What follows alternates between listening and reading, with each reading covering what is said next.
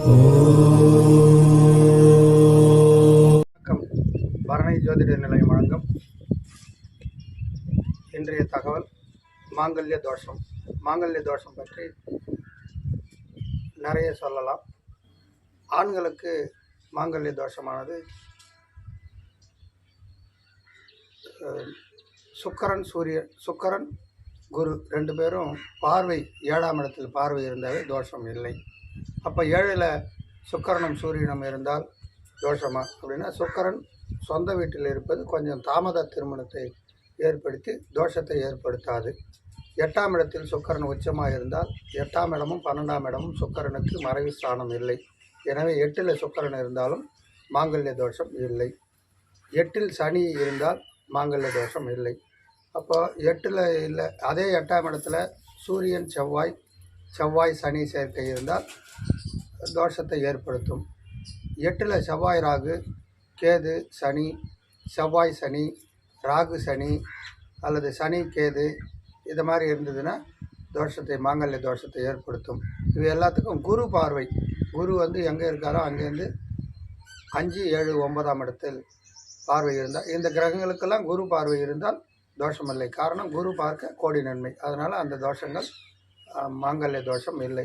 ஆனால் சுக்கிரன் பார்த்தாலும் தோஷம் நீங்கிடும். அந்த குரு பார்க்கலையே அப்படின்னா, அப்போ ஒரு 8ஆம் இடத்துல, ஏன் 8ஆம் இடத்துல இருக்குன்னா, பெண்களுக்கு 8ஆம் இடம் மாங்கல்ய கணவரை குறிக்கிற இடம்.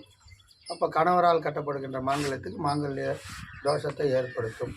ஆண்களுக்கு 7ஆம் இடம் மாங்கல்ய இடம், மனைவி இடம். அதனால் மாங்கல்யம். அப்போ 7 கணவனுக்கு 7ஆம் இடத்தில் இந்த கிரகங்கள் இருக்கக்கூடாது. செவ்வாய் ராகு 8ல் இருக்கக்கூடாது, 7ல் இருக்கக்கூடாது.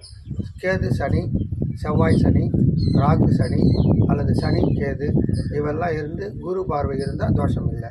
அப்போ குரு பார்க்கலை அப்படின்னா சுக்கிரன் பார்த்தா தோஷம் கிடையாது. இந்த 2 இதுவும் பார்த்தா தோஷம் இல்லை. அப்படி இருந்தது அப்படின்னா, இன்னொன்று இதெல்லாம் இல்லை ஆனால் தோஷமாக இருக்குமா அப்படின்னு பார்த்தா, 7ஆம் அதிபதியினுடைய தசை, அவங்க எந்த நட்சத்திரத்தில் பிறந்தாங்களோ அதனுடைய 7ஆம் அதிபதியினுடைய தசை நடக்கும்பொழுது அந்த தோஷத்தையும் ஏற்படுத்தும்.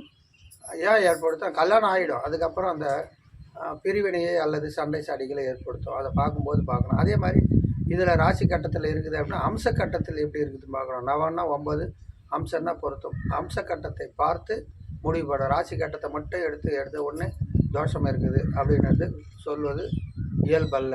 இப்போ சரி இப்படி இருக்குது அப்படின்னா, எல்லோரும் நிறைய பேர் என்ன பண்ணுறாங்க, பொருத்தம் பார்த்துட்டு பொருத்தம் வருது, ராசி பொருத்தம் வருது, ராசி அதிபதி வருது, யோனி பொருத்தம் வருது, இப்படி மாதிரி போட்டு பார்க்கலாம் அப்படின்வாங்க.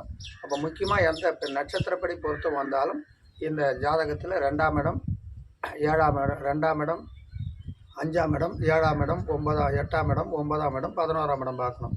அப்போ பேர் ராசி நட்சத்திர ஜாதகமே இல்லை, பேர் ராசி பார்க்கும்போது அவங்களுக்கு சிறீ தீர்க்க பொருத்தம் இருக்குதான்னு பார்க்கணும்.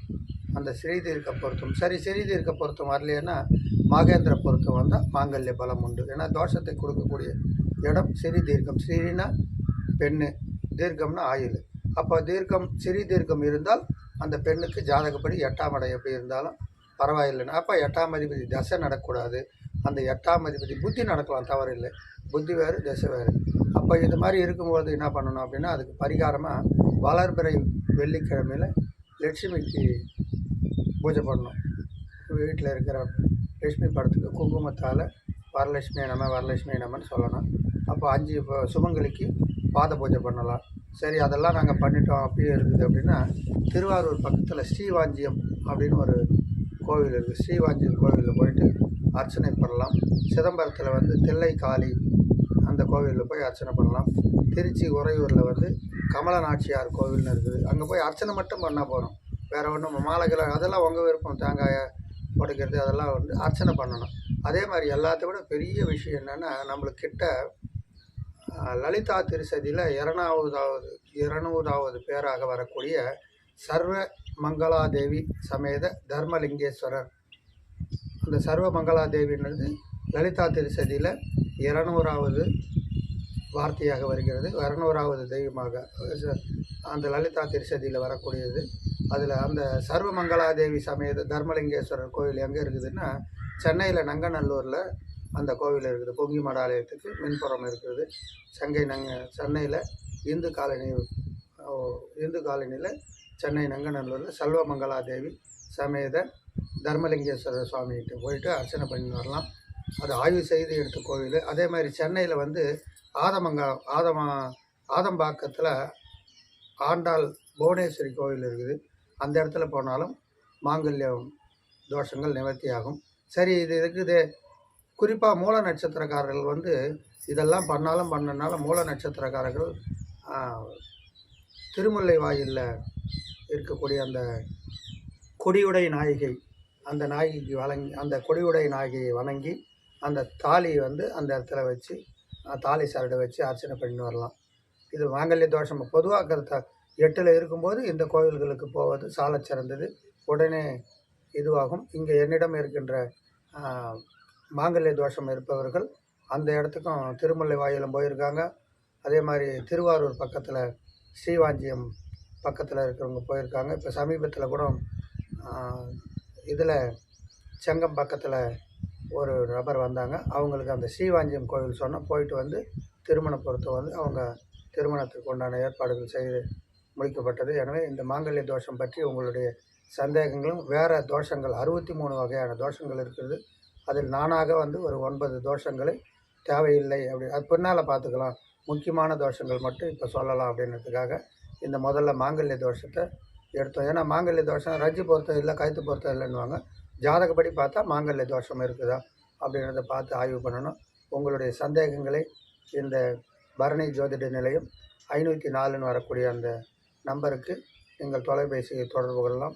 நீங்கள் நேரில் தொடர்பு கொள்ள வேண்டியும் பேசணும் அப்படின்னா இரவு 8 மணிக்கு மேலே 10 மணிக்குள்ளே தொடர்பு கொள்ளலாம். காலையில் தொடர்பை வந்து நிறுத்தி வைக்கப்பட்டுள்ளது. அதே மாதிரி 9:30 மணிலேருந்து சாயங்காலம் 5:30 மணி வரையிலும் பரணி ஜோதிட நிலையம் சார்பாக ஜோதிடம் பார்க்கப்படும். இதெல்லாம் சரி, கரெக்டாக இருக்குது, முகம் தெரிஞ்சு போச்சு, நம்பர் தெரியும் நாங்கள் சொல்கிறோன்னா இதோட விட்டுறக்கூடாது. உங்களுக்கு தெரிஞ்ச விஷயங்களை எல்லாருக்கும் நீங்கள் சொல்லணும் அப்படின்றதுக்கு ஒரு வாய்ப்பு.